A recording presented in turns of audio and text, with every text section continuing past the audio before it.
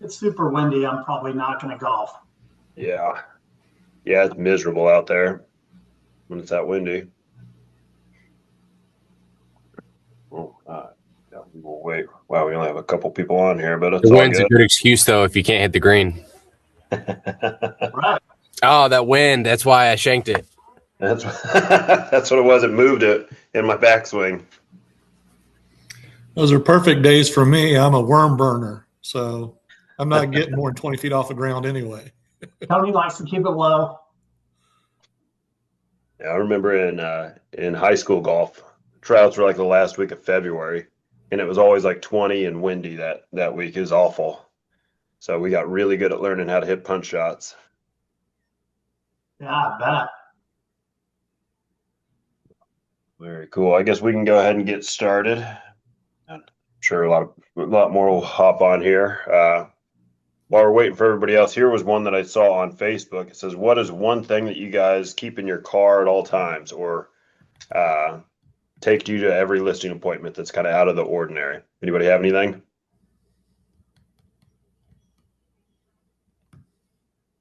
Can you repeat that? What's one thing that you keep in your car at all times as a realtor? Like mine is a toolbox. I have a little toolbox with screwdriver and tape measure and just kind of basic tools. But I wasn't sure what you guys all Toilet kept in your paper. cars. It's a for Tape sure. measure, tape measure. Yeah, I Golf got a tape clubs. measure too. I always have both lot boxes, digital and combo. It's a good idea.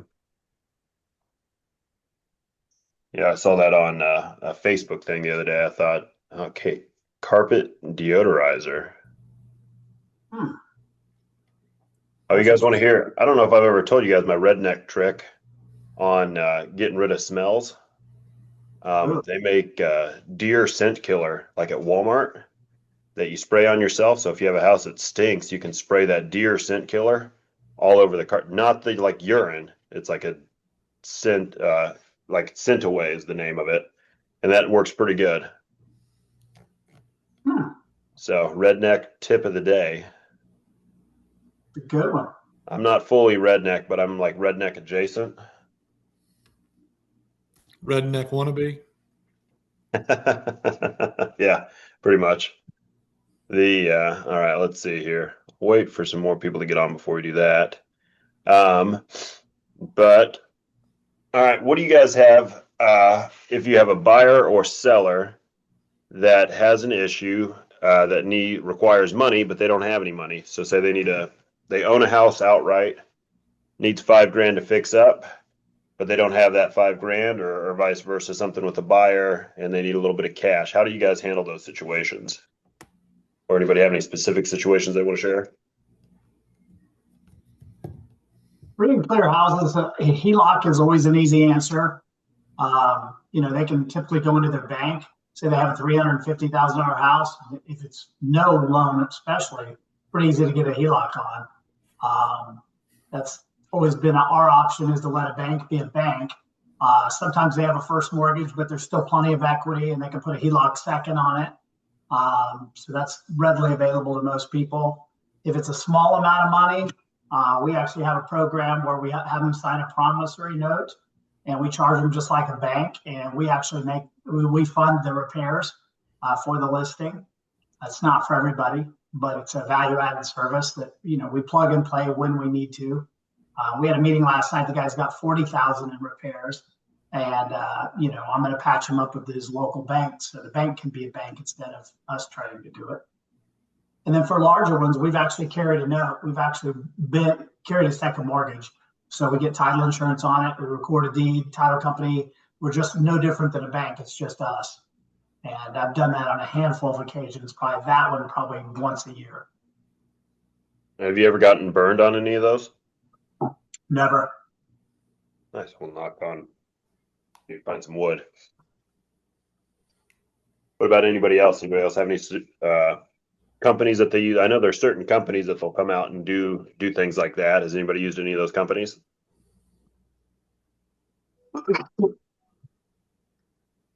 Not all at once. No. Yeah, I haven't used, I get calls from them all the time where they're like, hey, we'll go ahead and fix everything up and then just get paid at closing. But I have not actually used them. They're kind of one-stop shop companies. Nobody here has used any of those. I haven't. All right. All right. Since everybody's being super talkative, I'll switch to this next topic and I'll make you guys talk. All right. Who wants to? I need a couple volunteers for this one. Who wants the first one? It's the easiest. I'll go, Jake. All right, Shelby. Thank you. All right. These are 10 listing objections. So I'm going to see what you guys say and see if we can kind of mastermind and see how, sometimes I just like hearing what you guys say because I'll take bits and pieces of it. All right, Shelby, why should we fix anything before we decide to sell? Well, I work with a lot of buyers, and when they pull up and the grass does not have pretty lines, they start to wonder if the house is taken care of. And then once they get inside the home, if little things here and there aren't repaired, they immediately start to add these things up in their heads, and they don't actually really know how much it would cost. And most of the time, the number they come up with is very embellished. And so we'll lose buyers that way because they maybe can't do the projects themselves, don't want to do the projects themselves, don't have the extra means to do the projects themselves. If you have it ready to go, it's going to look better in pictures. We're going to have quicker, better showings. We're going to have better feedback, and we're much more likely to go under contract and not have to be on market as long, which will save you a lot of money. And here's the data from Cofell if we sit on market 30 days, and 60 days, and 90 days. What do you guys think about that? All good. Really good. Okay. Yeah, I use a lot of that as well. A lot of people think a bathroom is $40,000 to repair when it's $800. So Yes. good job, Shelby. All right, who's next? Shelby got the easiest one there. I got it. I'll go, right. Jake. What do we got? Actually, this was a real scenario. House out in Eagle Glen. They put like $80,000. It's a California split. They put like $80,000 repair in the kitchen. They put a $3,000 kitchen faucet in it, and it's a California split. A lot of square footage, so they think their house is worth $600,000 when it's worth probably $475,000. How do you overcome that objection? They think their house is worth more than what they think than what it is. Yeah, so I'm probably trying to, again, I'm trying to teamify things, right? We're in this together, trying to sell their house together and make as much money as possible. So I'm going to highlight all those things, say, absolutely, you've got a really incredible property. Here are the things that make your property more unique than some of these other comps. I'm showing you the data. I'm a big numbers person, so I'm telling them that, hey, I rely a lot on numbers. I'm not sure if you do, but here's what I like to look at. Here's average days on market. Here's average price per square foot. Some of these updates we've done are going to help your home stand out more than these other properties, but might not necessarily make them worth more money. I'm probably coming up with some plan as far as like, hey, we can always look at what the numbers are saying. If average days on market is 60 for this price point, hey, maybe we can start at your price or closer to your price for a while, but we should expect 1 to 2 showings per week or whatever the data says. And if we don't have that, then that's the market rejecting our price. So we can start at this price, and if we don't have X number of showings after X number of days, then I would suggest already having a plan B of, hey, then after 30 days, if we don't have the activity we're looking for, we price more accommodating, and we be more of like towards what the market's saying. So have a plan A and then already forward pacing a plan B. Because again, you don't want the house to sit. You want to be on their side. You want to be their listing agent when their property does sell, and you don't want them to go like with an agent that is just going to tell them what they want to hear. So kind of bridging the gap of both of like, hey, I want to make you as much money as possible, but I want to have a plan B too in case plan A doesn't go how we think it will. Nice. Hey, Jake, Nathan. what about I have one where the seller, they already did their own appraisal. I know there's a negative because then you're stuck with that appraisal, but would you do that as an agent if they just were really stuck on a price? What do you guys think on that?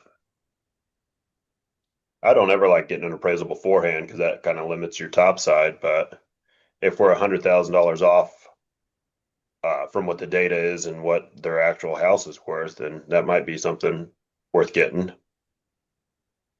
Yeah, this seller, it's not me, but this seller, they did an appraisal and their own inspection before they listed it. And I thought that was interesting. I don't mind pre-listing inspections. Those are sometimes helpful, but I've never done an appraisal beforehand. Has anybody had that? Pretty unusual. Very seldom is there a case to do an appraisal ahead of time. Sometimes the only time I could imagine is if I had like an estate where a bunch of kids were, listing the house, didn't really know what it was worth, and are like, hey, just to make everybody happy, do you care if we do an appraisal? Just come up with an appraised value, and that sort of thing. But that's our job. We can create the same data and the same explanation the appraiser can. Another thing I would tell people is, unless it's a cookie cutter house, especially if it's on acreage, is people interpret acreage differently. They interpret the qualities and features of a house differently. So a lot of times I'll tell people, guys, you have a really unique and beautiful home. We could get 5 appraisers out here, and they may vary by as much as $50,000 just in the way they interpret the data and the features of your home. So is that something you still want to do? Nathan had a really good conversation on this one. He said, we might not be able to get to whatever number that they were saying, but we could probably set a new record for the neighborhood, kind of stroke their ego. Like the highest one ever has sold for 460. I think we can definitely beat that and go for a neighborhood record on some of those that are wanting too much money. Yeah. Nathan's always got good objection handling skills. Well, he's been doing a lot. Your California split people, another thing you can do with those, I don't care how nice it is you can just go, well, let's do this. Let's see what the highest the California split has ever sold for in Raymore, Missouri, including Creekmore. Let's just do a California split search, see what comes up. And what you'll find is, unless it was on acreage, there's very few of those. No California splits probably ever sold above 500. I wouldn't think. Right. Yeah. Luckily, that one's not my listing. It was a friend of mine's. So, but all right. Who's next? I got a couple more of these. Good job, Christian. All right, you guys don't volunteer. I'm going to start picking people. I nominate Trisha. All right, Trisha. All All right, right, what Trisha. you got? We don't want to sell in the winter right now. We probably want to wait till the spring or the summer to list our house instead of listing right now. Okay. I think I always approach it from two different viewpoints. One is, what is your goal? Like, if they're not motivated, then they're just not motivated. So I don't know if there's anything I could say that makes them be motivated. However, if they are also, I think it's great to consider that often there are less properties on the market. And also, due to weather, often they're very intentional buyers. So it might keep you from getting out of your house as often. I also hit the point that often during the holidays, families are together, and that's when they realize, oh, our dining room's not big enough. We should go find a house that has a bigger one. Or my in-laws are not as healthy as I thought. We should move them here. So there are often a lot of family things that happen during the holidays that can provoke people to be looking at real estate. And if yours is out there, it might be the one they choose. That's great. I've never used the holidays thing. I wrote that down here in my notes. This is very selfish of me because I'm taking all your guys' bits and kind of incorporate them into mine. Hey, it's a rip off and duplicate world. So if you see something you like, most of the stuff I say and it just comes out. I stole from somebody, I'm sure, somewhere. I certainly didn't make it up. All right. Good job, Trisha. Anybody else have anything on that? I think she nailed that. I think when you're in the off season and you really think it's a good time for them to sell, Trisha's right. First of all, what's their needs? It doesn't matter. A lot of times I go, guys, the time to sell is when it's the right time for you. Let's start with that. But I do believe this, the idea of delaying your house going on the market to spring and summer, yes, you're going to have the largest pool of buyers, yay. And you are by far going to be in the most competitive environment. In other words, the most houses coming on the market for sale. So, as long as we understand that relationship, that it is, yes, more buyers, but also more competitors, then maybe the spring is the time for it. Deal. All right, who wants the next one? This is one of my favorites. Who wants this one? All right, Ryan. Jenny at Century 21 said she'd sell my house for 2%, and you're charging me 3%. Why should I choose you when she's cheaper? Well, Jenny is pretty cheap, I've heard.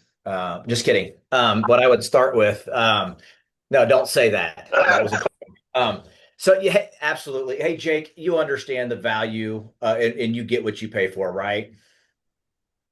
Yep. And honestly, we're not going to be the cheapest out there, but what you can expect is the best service, and we're also going to net you the most money. So it's not necessarily what we make, it's what you take. And we're going to break all that down. And what I can show you is how we're going to make you more money when you work with our team. Very cool. My favorite comeback on that is, hey, one of our big jobs is to negotiate for you. And Jenny had negotiated away a third of her commission real quick. Wonder how hard she's going to fight for your money. She's going to give it away. Yeah. That's my favorite objection. That used to be like my least favorite objection until I started doing it all the time. Now it's my favorite one. Oh, and to stack onto that too, Brandy knows this one from Bold. I think you prefer a bulldog like me. That was a Diana Kokoska line right there. Which I love. That's a good one. Bulldog. Well, I like also the angle of, okay, if you need an attorney to go to court for you, are you going to look for the cheapest attorney? Are you going to go to the cheapest dentist? Are you going to go to the cheapest doctor? Like, that's not always serving you well. Yeah, you're going to save money, but are you going to get the best care? Yeah, that was a big thing when I was looking for my LASIK surgery. I'm like, this one's $2,000 cheaper. No, I'll just go to this one over here. Yeah, you don't want to coupon on those deals. Yeah. You can call hospitals and ask them what they charge for a bypass and see who the cheapest is, right? Right. Not a great idea. All right, Brandy, you want to handle the next one here? Sure. Go, Brandy. Go, Brandy. All right. Before we list with an agent, we might try to sell it ourselves first. Okay. Well, tell me more about that. Why does that sound like a better idea for you? I would definitely, again, I always like going back to Trisha's question. Tell me more. What's the thought behind that? And then we want to save the 6%. Oh, save the 6%. Absolutely. Well, did you know that people out looking for houses, many of them already have agents, and kind of just then go in to explain how agents get paid. And so really what you're looking for, if you're trying to save 6%, you're trying to, first of all, you're signing up to do a lot of work on your own, which, okay, I can respect that. But also, you're looking for somebody that isn't already attached with an agent. So your buyer pool is now just shrunk really, really small. And so, I would hit him with all the things that I do, all the things that, well, maybe just ask them, are you prepared to, to market your house, show your house? Do you know who's coming in your house? All the things you're going to do, and then negotiate, work with title, work with the lender, all the things, and just, talk them through that whole process and see if they're really ready to do that. Is that an Ignite script, the problem script? Is that Ignite or Bold? I can't remember. We have so many different programs. Is that an Ignite script where they say it's the problem script where you propose a problem? Yeah, it's somewhere. I know what you're talking about. Okay, you have a showing at 11 o'clock on a Tuesday. How are you going to handle that? Exactly. So yeah, good job, Brandy. Exactly. I always like to bring up the vetting of their finances. Like, oh yeah, how do you actually know they have those finances? Because you have no one that can dig in on that on your behalf.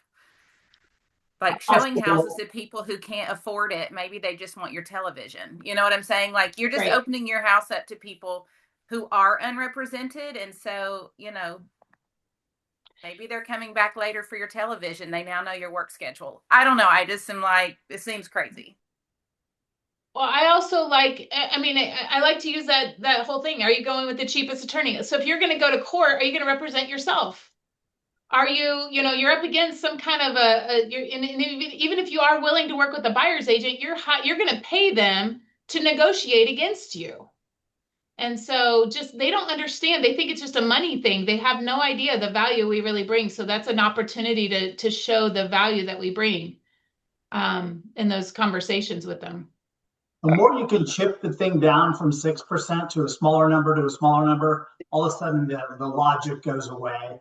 It's like, okay, your goal, in theory, you're going to save 6%. You're going to be dealing with unattached buyers.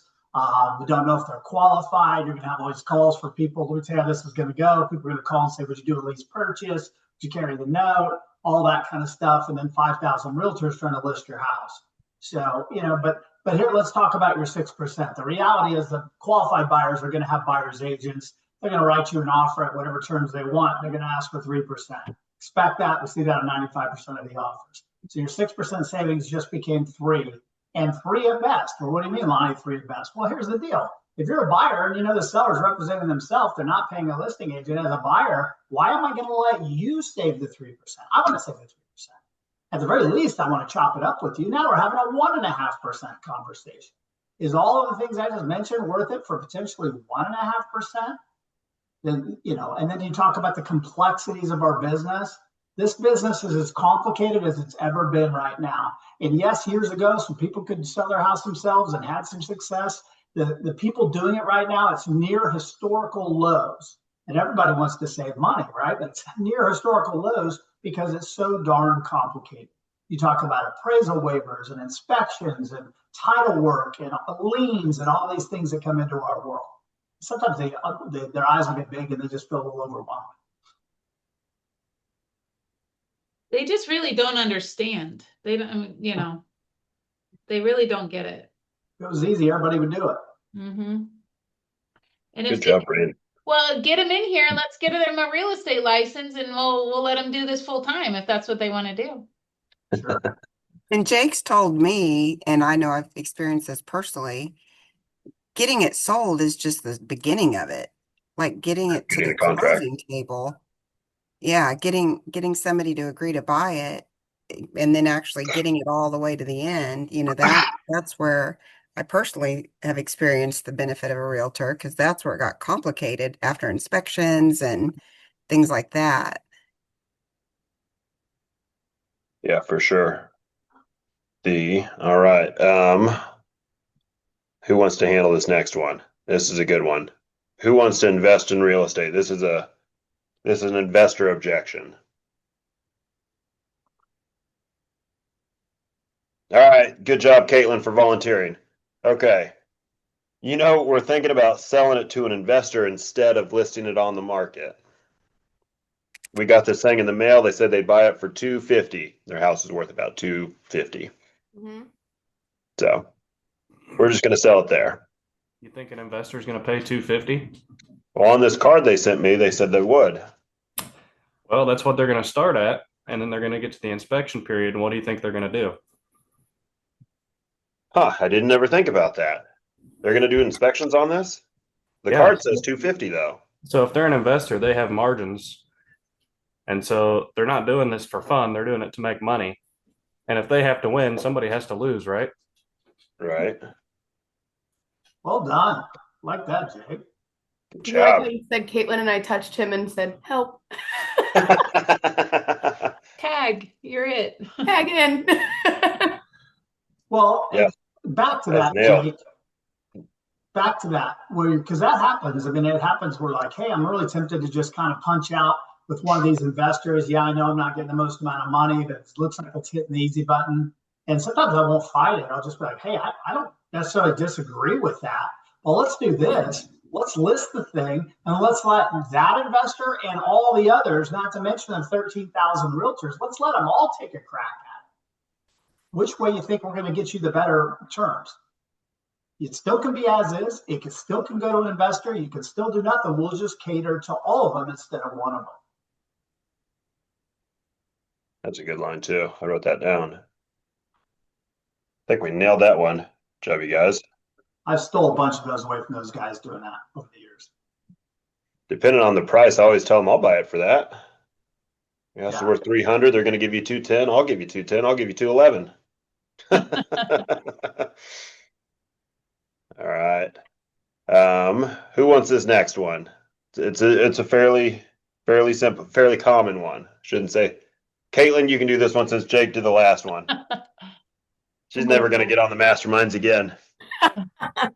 I'm so sweaty. No, it's an easy one. So my friend and family member, or my friend or family member is a real estate agent. Yeah, my aunt is a real estate agent. She got her license last month. So we're going to use her. Yeah, we've actually we had that happen to us, and I mean, I understand it. I don't think I really actually pushed back on that one before. I mean, am I wrong for not pushing back on that, I guess?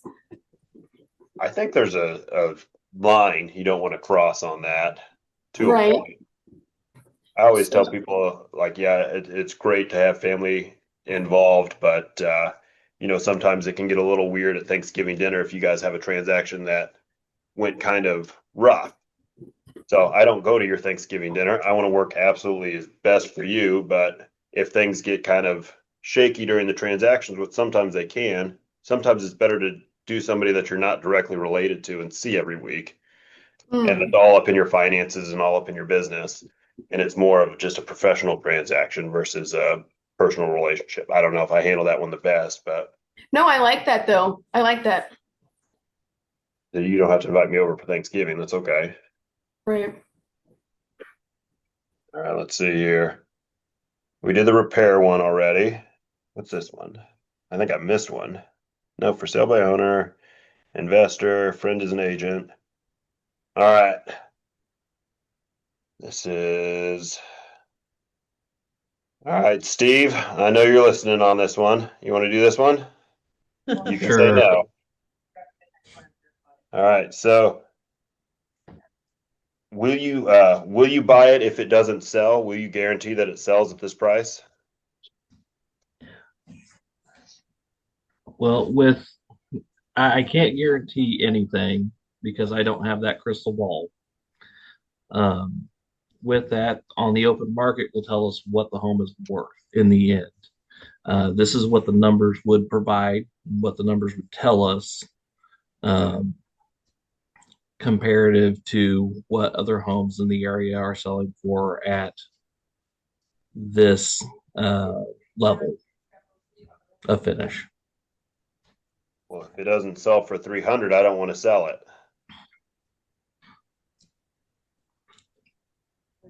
Well, with that, in the end, you wouldn't have to sell. However, what is your next move? Do you need to stay here, or would you be better off getting into that next place that would fit you guys better for your family? Work. Good job. I like the thing that they told us at the leadership thing. Are these people listers or are they sellers? So good job going back to their why. Why are they selling? Or are they just listing to list or are they wanting to sell? So good job. All right, let's see here. Who has really good? Does anybody else want to volunteer? All right, Crystal, I got one for you. This is a perfect one. And again, you guys can say no to these. Hope I have an answer. A good one. All right, I think we're going to go with Lonnie. He just has more experience than you do. And he sells a lot of houses. Well, if he sells a lot of houses, that means that he's really busy, and I'm able to devote as much time and attention to you and your needs and your priorities. And so I'm willing to work full time for you. Nice. That's exactly what I say as well on those. So good job. Nailed it. Golly, our office is so darn good. I do that, Jake, because I love to train people to beat, especially the teams with a lot of people and stuff. Because I used to come up against like Bob Gresham's team and stuff like that, and I would always let people know, if you're dealing with me, you're getting my attention, just like Crystal just said. It's like these are great agents or great teams, whatever they are, no question.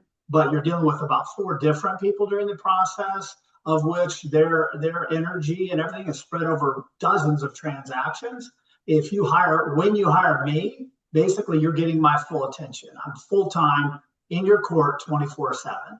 And yes, Bob Gresham's a great agent, and his reputation is well earned. But at the end of the day, a more personal, hands-on experience is what I can provide. Where those big teams do a lot of numbers, but they obviously are spread pretty thin. So you're going just like Crystal said, you're getting personal, hands-on versus going into the Gresham puppy mill. Jake, I think also if we're talking to people in Cass County, we are able to use our brokerage. So I went to a listing appointment and they're like, you're our 3rd one. And I didn't even ask who they were. I did my thing, told what I charged. And then I just said, I really encourage you to go back and see who their brokerage is, because that's going to make a difference in Cass County. It might not make a difference in Johnson County, but you live in Cass County, and that's where your buyers are probably going to come from. And I just slid the sheet over that showed our numbers, and they signed with me right there. So we have that advantage in Cass County, just to remind them, this is who's backing you, and these are the people that we represent is Cass County. Yep, that's something I put in every single listing folder. Is that I used to have like a stack of them in my car. That's a very powerful tool. Good. Yeah, it really is, especially if they've brought in, Crown Realty and, Reese Nichols Belton or whatever. And then you come in and, they like you enough. And then all of a sudden they see that, say, hey, we're a team of 120. And at the end of the day, I'm going to cater to the 13,000 agents in Kansas City. Don't get me wrong. But our impact of where your home is obvious. These numbers don't lie. So, and by the way, we went on one last night and I didn't know that I was interviewing. It turns out the guy had got on Zillow and had 2 people out there before me. One of the agents already had roofers crawling on the house. And I just, met him, hit it off okay. But then I realized we were in an interview process. And so I whipped out my docs, my personal data, and then the office's data. And I said, look, you do business with me. Here's what you're getting. You're getting this team and their results. So anyway, as we're sitting here, I just got a text from the guy. And he said he really liked Amber and I's approach. And he thinks our way of doing business is in alignment with his. He looks forward to teaming up with us. So that piece of paper might have pushed it over the edge. I don't know. It's $15,000. Yeah, it doesn't hurt to show them that. Yeah. I have to say, I've had 2 deals. I showed Brandy this yesterday from total strangers who either called in, both just called me because of the Keller Williams reputation. Yeah. Both of them referenced that and said, they just know that Keller Williams has a good reputation. I thought, so that made me very happy that I joined this company. I feel like I definitely made the right choice. And then you put on top of it the Cass County, the Southland data on top of that just makes it even stronger. But that just sort of confirmed for me that it's a good place to work. Hey, can I add on to what Stacy just said? I always wonder why in advertising everyone is so afraid to put the Keller Williams logo and the office phone number. They're required, number one, but exactly what she just said is we're working for the best company, in my opinion. And if you look at my ads and when I don't forget to put the logo on there, it's pretty good size. And I want people to know what company I'm at, because 1, it's illegal to make people think you're your own brokerage, but 2, it's the logo I want on my advertising. Yeah, you layer that with, largest single individual brand on the planet is great, with a unique culture. That's fantastic. But then on a local level, you layer that with the Southland and what we do. Then at the agent level, your talents, you're swinging a big hammer. So we need to leverage those kind of things. No question about it. What's sad is there's people working at Crown Realty. There's people that are independents. They're great people, by the way. Platinum, for Christ's sakes. That they don't even know why they don't get hired. And sometimes it has nothing to do with the company. It's probably them. But they're just wondering why they didn't get that $15,000 check and Lonnie Branson got it or Ryan Finn got it or whomever. And they'll never know in most cases, but they just keep plugging away because they're at Crown Realty or Platinum and it's supposedly cheaper. It's like, how much cheaper is that? At my last brokerage, I lost a listing to you, Lonnie, from one of my previous clients because of the Southland. It was a Cass County listing. Good. It was before I came over here, and I was like, well, what the heck? They said, well, that office does so much in Cass County, and look at their numbers. And I'm like, oh, okay. Good. I hope it was an expensive house. It was like 250, I think, 300. Still plenty. I mean, enough for me to get upset about. I'm like, well, what the heck, Lonnie? Yeah. I didn't even know you that much back then. No wonder it was so easy to recruit you back. All right, we got one final one here on my list. Who wants to take it? Somebody that we haven't heard from. Darren, you want to do this one? Oh, man. Yeah. All right. So vacant home, or do we really need to stage the home? It can either be a vacant home or one that somebody lives in.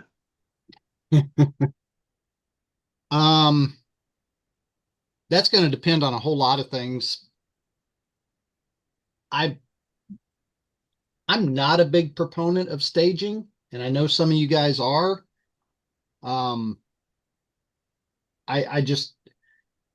I try to let them know, there could be an upside, but for a fact you're going to spend money. And I can't predict. Some people like to buy a vacant house. They like to see the blank slate. Other people like to see a staged house. I'd like to actually defer this to the rest of you who do staging, and kind of state your case on that, because like I said, I'm not a huge fan of staging, but maybe you guys can convince me. I'm going to start leaning towards the virtual staging because they do, like in the online, the staged houses do look better.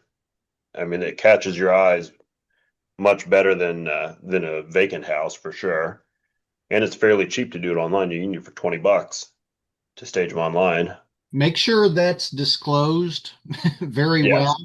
And here's my thought on that. How many times have you walked into a house and people are like, "Ooh, it looks so much better online," or "Ooh, these rooms looked so much bigger online." Then you've walked in, now you've got a disappointed buyer. Yeah.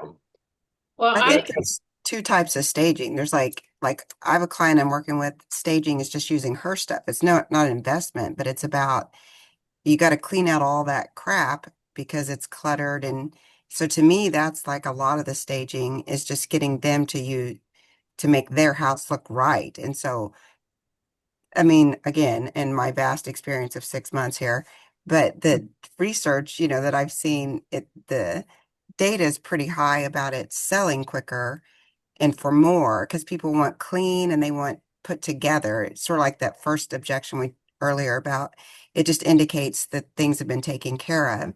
So to me, there's that staging of your own personal stuff, getting rid of all your knickknacks, putting them up, that conversation. And then Jake and I had that property in Harrisonville that was unique, that once we put furniture in it, people could see it because it was so small. They couldn't imagine that they could put furniture in there.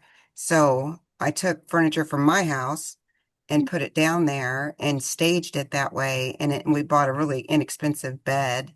And Jake had a crib, a baby crib that we put in one room like a nursery.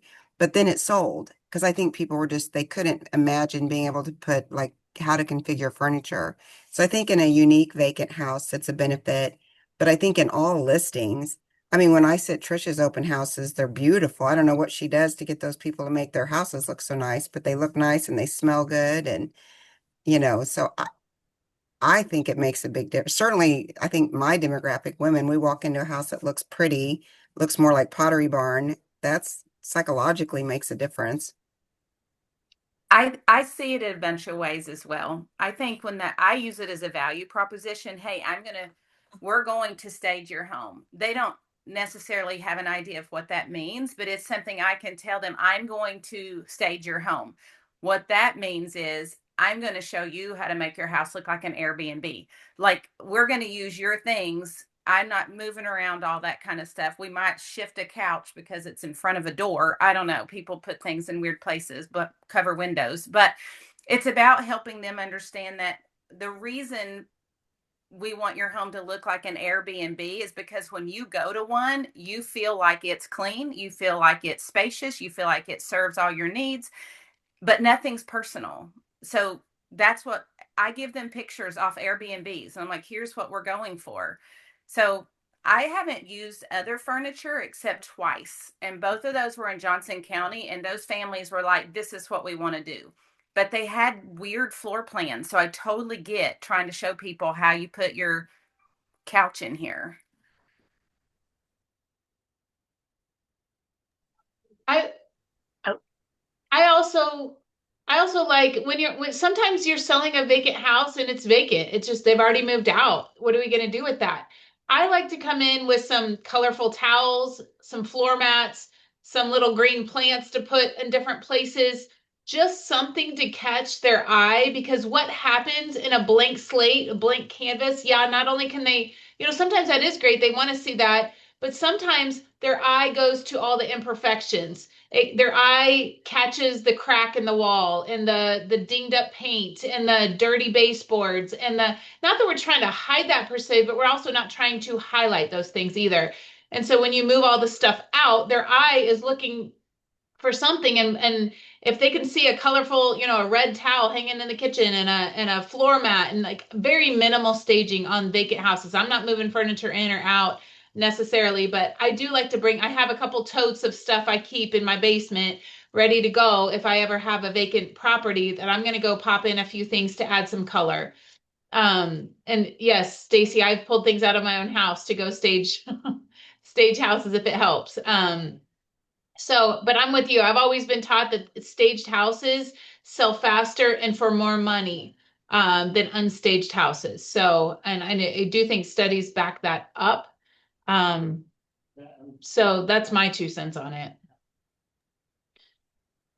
And I think lamps are important if you're going to take something, because lighting, I think, makes people's mood different.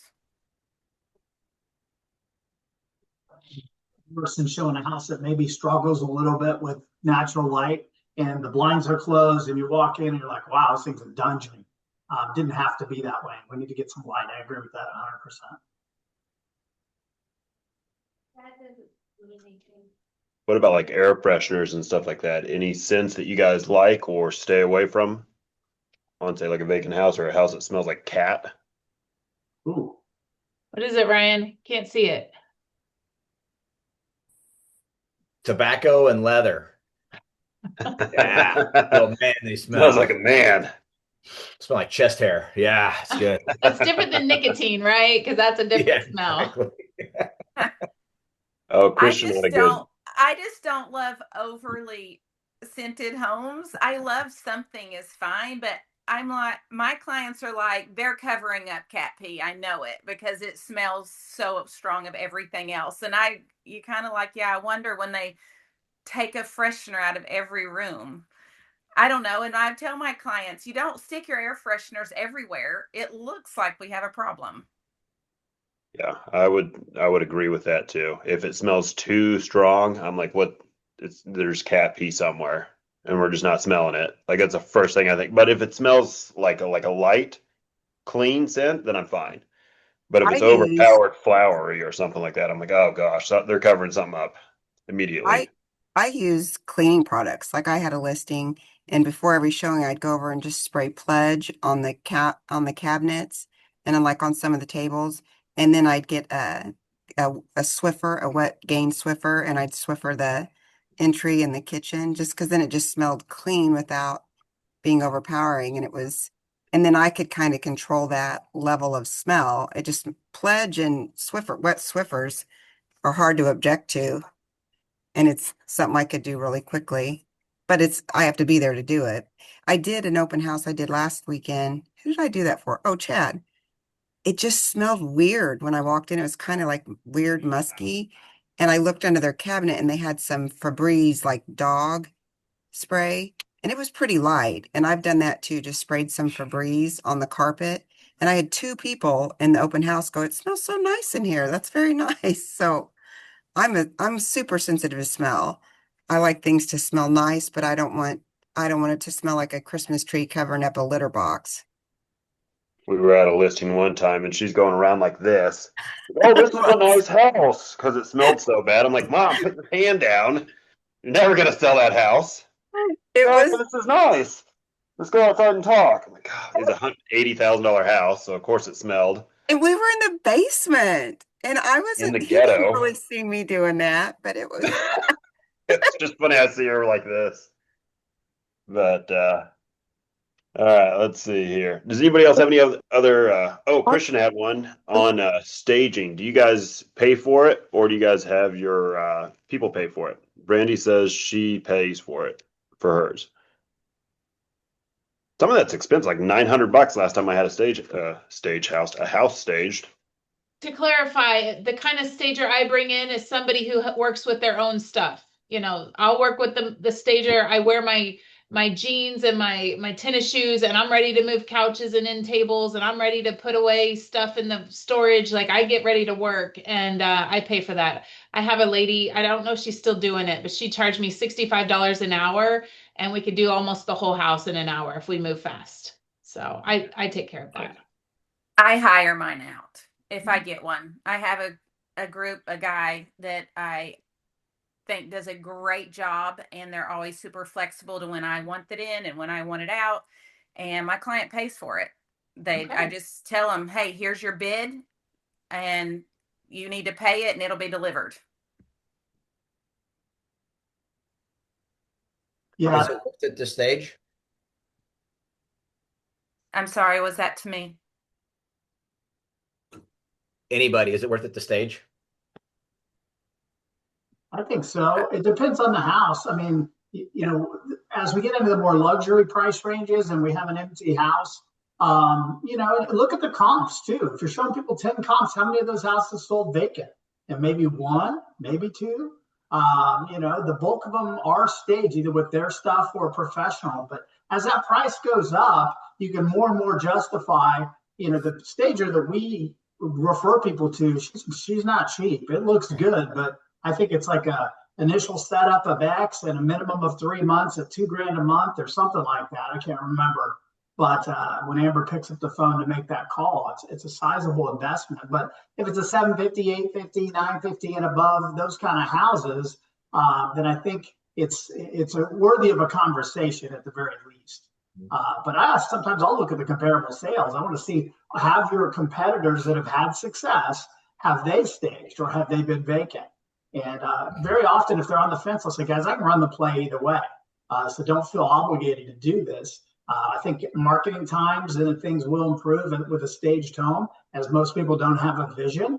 But nonetheless, we've had success over the last 25 years. We've sold vacant houses left and right. It's just running a little bit different play. Absolutely. And statistically, what I've read is homes that are staged properly, they'll sell for 1% more than a house that is not staged. They also sell faster. So time on market, which leads to a sale price being better usually. Jake, to answer your question, when we sold my mom's house in Florida, they asked us if we wanted to stage it because we were emptying the house out completely. Absolutely. The listing agent down there, Monica McCune, great agent down there on the Space Coast side. She said she would split the staging with us. It was about $1,000 to do it, but she said, if you agree to do it now at the listing appointment, I'll pay for half of that. And so it cut the cost in half. It makes it pretty much very reasonable, and it's not a full house stage, but it's definitely a living room, kitchen area, and then they do a little bit in the master bedroom as well, but gives it some texture to the house and definitely helps get it sold in a tough market in Florida, by the way. That's a good thought. If you sign it now, I'll split the staging with you. That's a good. Hey, Lonnie, did I hear you wrong? Were you paying $2,000 a month for staging? Yeah. For 3 months? The last one we did in Creekmore, or not Creekmore, but in Loch Lloyd, There was an upfront charge to get it started, and then $2,000 a month, I think, for a minimum of 3 months or something like that. But I'm talking about nice. The main floor is the high-end furniture. It's sharp, and also this is indicative of whatever market you're in as well. When we're in extreme sellers market and stuff's moving off the shelves, is it necessary? Probably not. But as we get tougher and more competitive, if you see a house that's in a competitive space, I saw one the other day in a place called Links of Liongate, really nice area in Leawood. So the houses start at 500, go to like the low 1 millions. That's a market where there's 5 to 10 houses at any time on the market. And if you come in as just average, you're probably going to get beat out constantly because new ones are coming all the time. So you probably have to at least consider putting your game face on, and that may include staging to be the most attractive. Did you pay for that, or were you guys splitting that cost? No, it's the client paid for it. Okay. I think competing with new construction, I ran into that with that Olathe one I had. The new constructions, they had them staged beautifully, and hers was not. And I think that killed it because they were going from this one house to the next, one that was gorgeous and beautifully staged to one that was kind of out of date. And I think it really hurt him. Yeah.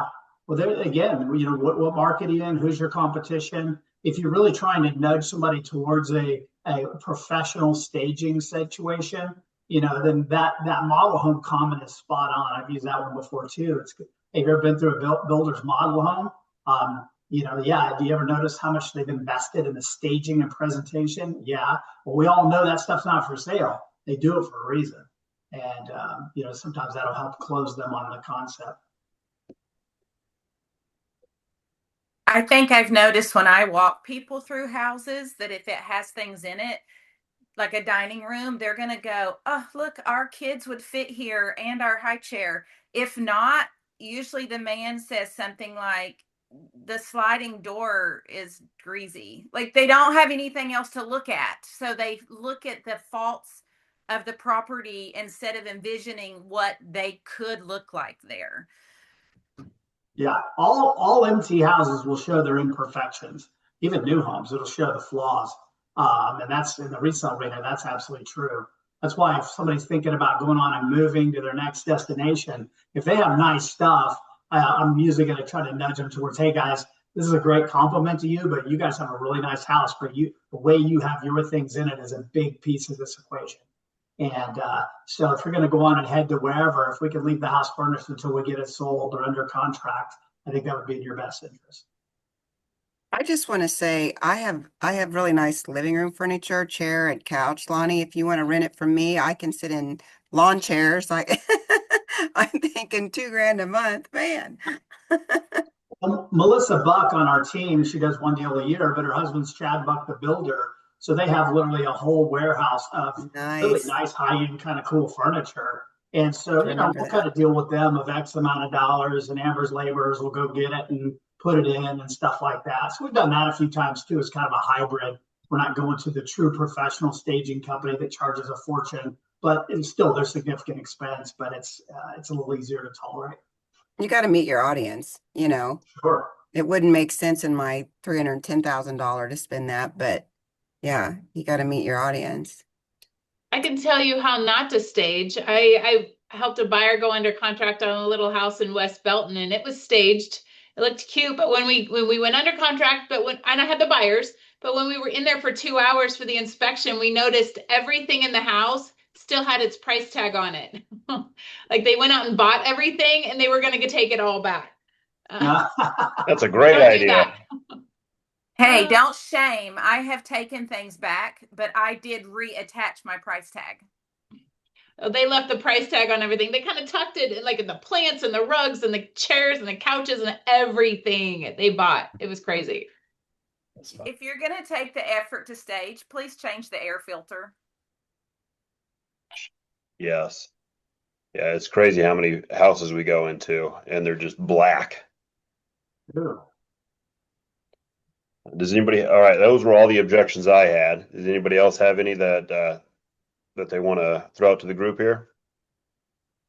See if I'll anybody just can add stump one more Lonnie. thing. One more thing about staging is if you make it your value proposition, I've either had the buyer or the seller pay for it, or I told them, hey, I'll handle this at a 3.5% because I knew their house was going to sell over 500.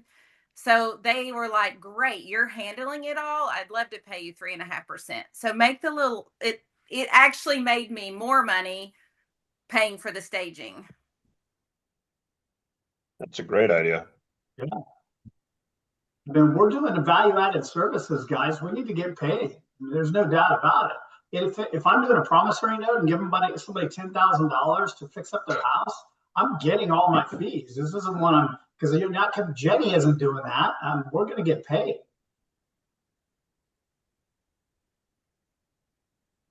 Poor Jenny.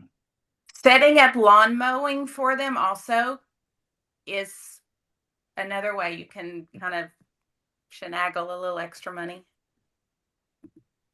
And Trisha's expensive. I should have gave you that first, the commission check objection. You know what? Sometimes I've probably spent more time than I made my money back on. I'm learning. No, you're killing it. All right, we got a couple minutes left. Anybody have an objection or anything that they wanted to talk about? I had one other thing if nobody has anything. All right. So I'm working with a guy, he's an EXP realtor, which it's always kind of hold my breath on those, sadly. And so we sent over the inspection resolution and pretty basic stuff, kind of rotted site with some wood rot on the siding, and there was a piece of siding that was missing, and like a broken window pane, and then GFCIs that needed to be put in, like all kind of FHA stuff that needed to be addressed. And this guy, first off, I can't get a hold of him.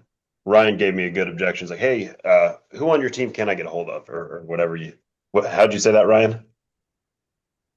Hey, I know you're busy.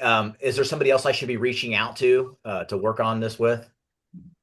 Yeah. You're completely under leveraged and you don't answer your phone. I don't know what you're doing, but basically I need somebody to talk to on this and get it done. So it's a backhanded compliment. I think I'm like 1 for 8 on him answering the phone whenever I've called him. We have a contract, like we're under contract on this. And my texts look like an angry ex-girlfriend that's texting him and texting him and texting him and then no replies, like 4 days in a row. But anywho, he finally replied to me and said, hey, I got your resolution, but the sellers are out of state and they have no contractors that are nearby. So if you want to get all your people out there and kind of do all the work and give me a bid that I can give to my seller, then I'll talk to them about that. I'm like, isn't that kind of your job if you're on the sales side? That's so common. I can't tell you how common that is. People are just lazy, and they know the people that are workers are going to go out and solve the problems for them. Yeah. So I wasn't sure. I mean, again, it's not that hard of stuff. It's pretty basic. And the house had just been remodeled. Like they still had fixtures that they were going to put in. So I know they have local contractors because they were out there working on the house a week ago. Sometimes I can use that to my benefit though, because then I get to go, first off, I get to pick my guy and I can go get an expensive guy. I can go show them an expensive bid. So if my bid comes in high, I've got a lot of money saying, hey, I've got these 3 bids. Here's X number of dollars, how much it's going to cost to replace all these things. Maybe they'll just stroke me a check or give me more commission, or not commission, concessions for doing these items. Well, I just made my buyer some more money. Those 3 items probably don't cost that much to do, but I just got them more money because they went with my bid, which was higher. So you can kind of use it to your benefit. If they're going to be lazy and not get their own stuff, you get your own bid. It's going to come in a little bit higher, but your buyers can maybe get some more concessions out of it. Nice. Yeah, this one's tricky. It's only $135,000 house, and I think we're getting close to the limit on concessions for us as well. So, but yeah, it's almost shocking. Sometimes like 80% of our job is to answer the phone, and then the other 20% is to set up the contractors for our sellers. They're not doing either. So he needs to come. Actually, no, he doesn't need to come work here. He can stay over there. Yeah. Well, that's also notice he probably cut his commission. He's not making a bunch of money, and the seller's getting exactly what they paid for. Right.